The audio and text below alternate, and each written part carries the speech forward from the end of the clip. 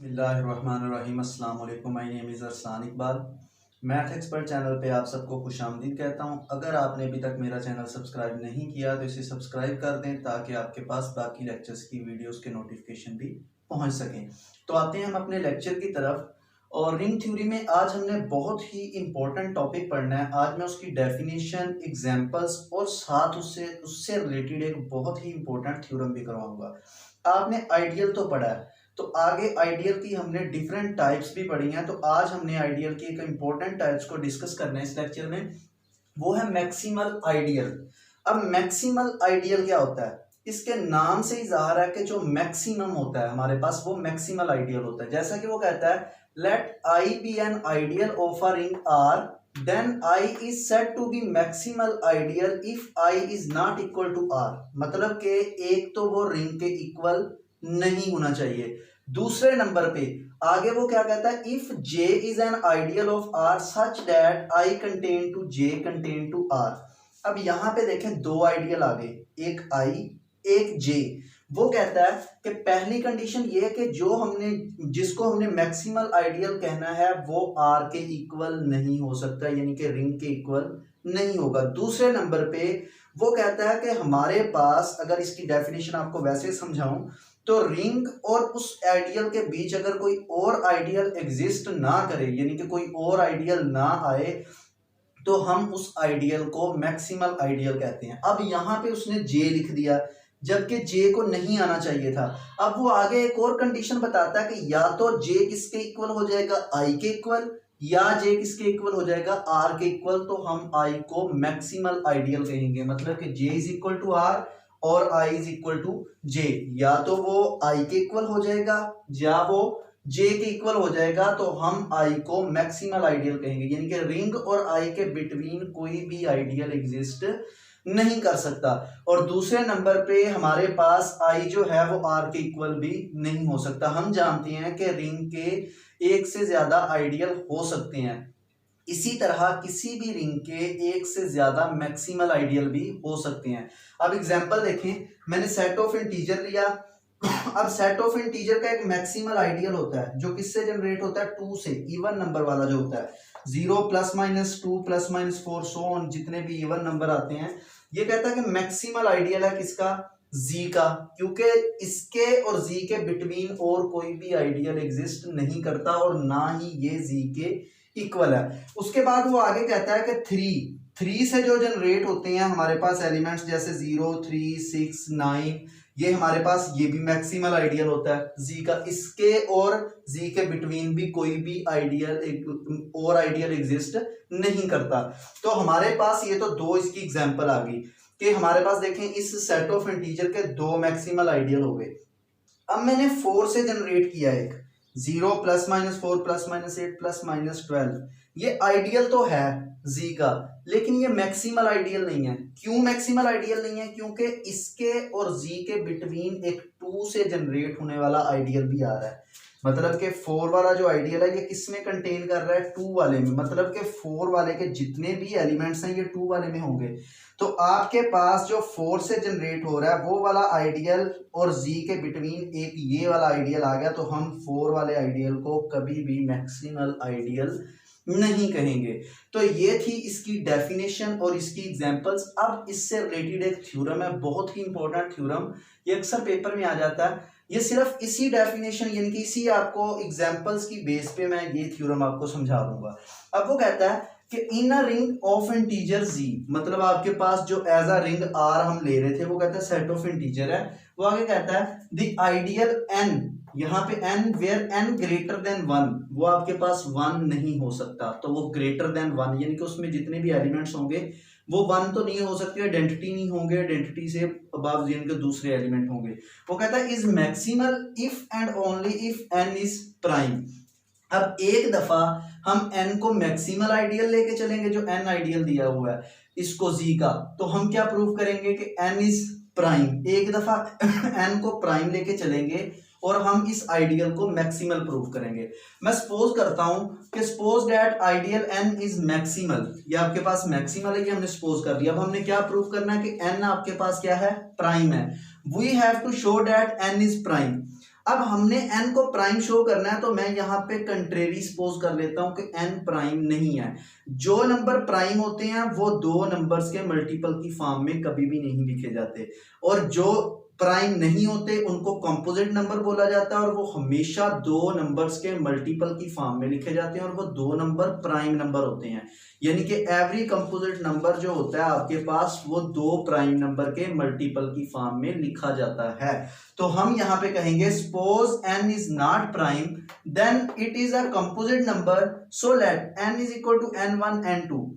Contrary suppose किया कि वो आपके पास प्राइम नहीं है, तो इसका मतलब वो कंपोजिट होगा, तो दो नंबर्स के मल्टीपल की फॉर्म में आ गया। वो कहता है where n and n2 are prime. अब हमारे पास यहाँ n1 और n2 दोनों क्या हैं, प्राइम है। वो आगे कहता है and one contain less than है n1 से, और n1 less or equal to n2 और लेस देन n। मतलब कि आपके पास जो n1 है वो n2 से लेस देन है, और n2 जो है वो n से लेस देन है, क्योंकि n1 और n2 को मल्टीप्लाई करेंगे तभी हमारे पास n आता है। और ये 1 से ग्रेटर क्यों होंगे, क्योंकि ये गिवन कंडीशन दी है कि n हमारे पास ग्रेटर देन क्या है, 1 है। तो अब यहां से ये मैंने कंडीशन कैसे लिखी, तो इस एग्जांपल को एक दफा देखें। जो आपके पास बड़ा नंबर है, जैसे n1 छोटा है किससे, n2 से, अब ये दोनों प्राइम है, इसका मतलब ये अलग से आइडियल होगा, ये अलग से आइडियल होगा। अगर मैं n आइडियल की बात करता हूं तो n आइडियल के बिटवीन हमारे पास देखें एक n1 आइडियल भी एग्जिस्ट करता है। किस तरह, देखें आपके पास है 4 वाला एक आइडियल, 4 को हम लिख सकते हैं 2 मल्टीप्लाई बाय 2, ये भी आपके पास प्राइम है, ये भी आपके पास प्राइम है।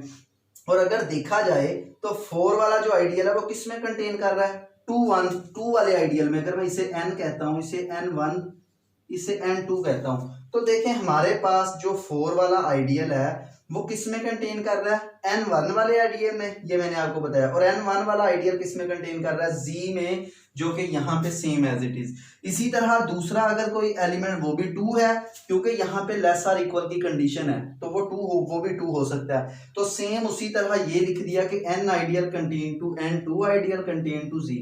और इस कंडीशन, दोनों कंडीशन के मुताबिक n हमारे पास मैक्सिमल तो नहीं होगा, क्योंकि 4 हमारे पास मैक्सिमल नहीं है, क्योंकि उसके बिटवीन रिंग और उस आइडियल के बिटवीन एक और आइडियल आ गया, तो हम उसे मैक्सिमल नहीं कह सकते। अब यहाँ पे n के बिटवीन और z के बिटवीन एक n1 आइडियल आ गया और यहाँ n2 आइडियल आ गया, तो हमारे पास n मैक्सिमल आइडियल नहीं होगा।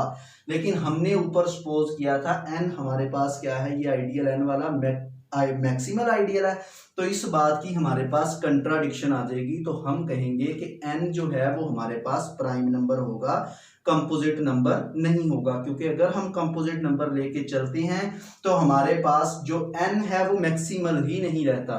तो इस तरह अब इसके कन्वर्सली की बात करते हैं, तो कन्वर्सली में वो कहता है कि n हमारे पास प्राइम है।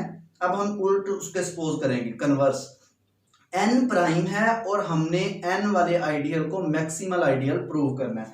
तो वो यहाँ पे कहता है conversely suppose that n is prime, we have to show that n ideal is a maximal ideal if n ideal is not maximal ideal। मैं सपोज करता हूं कंट्रेरी, इसको भी कंट्रेरी सपोज किया कि n हमारे पास मैक्सिमल आइडियल नहीं है। जब वो मैक्सिमल आइडियल नहीं है तो दो कंडीशन एग्जिस्ट कर सकती हैं। कौन सी, देखें, या तो वो आपके पास उस रिंग के इक्वल हो जाएगा आइडियल, जो i है वो किसके इक्वल आ जाएगा, या तो z के इक्वल हो जाएगा। इस तरह अगर वो z के इक्वल आपके पास नहीं होता तो दूसरी कंडीशन यहाँ पे ये हो जाएगी कि आपके पास वो जो होगा वो किसी ना किसी आइडियल में कंटेन कर जाएगा।